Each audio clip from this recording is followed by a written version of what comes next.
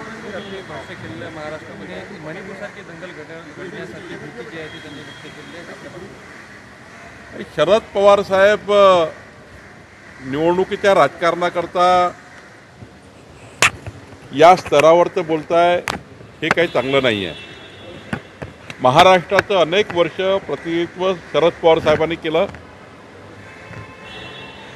आणि त्यांच्या तोंडून दंगल घडवण्याची भाषा ही काही योग्य नाही आहे। महाराष्ट्राची जनता सुज्ञ आहे। महाराष्ट्राची जनता ही दंगलीपर्यंत जाईल अशी स्थिती नाही, कधी होती नाही, कधी होणार नाही। पण काही लोक समाजामध्ये तेढ निर्माण करणे, असे काही आंदोलन तयार करणे ज्यातनं समाजामध्ये तेढ निर्माण होईल आणि त्यातून मग महाराष्ट्राला विचलित ठेवण्याचं काम काही लोक करतायत।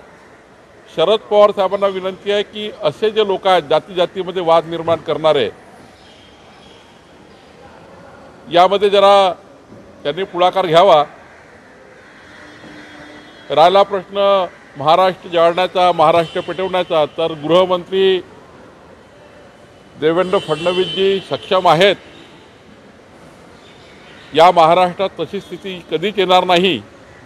पण शरद पवार साहेबांनी दंगली घडवण्याच्या भाषा किंवा दंगली घडतील अशा भाषा की पुढच्या काळातले दंगली घडण्याचे भविष्य हे कुठल्या कारणावरनं केले आणि त्यांच्या मनात काय हे मला माहिती नाही।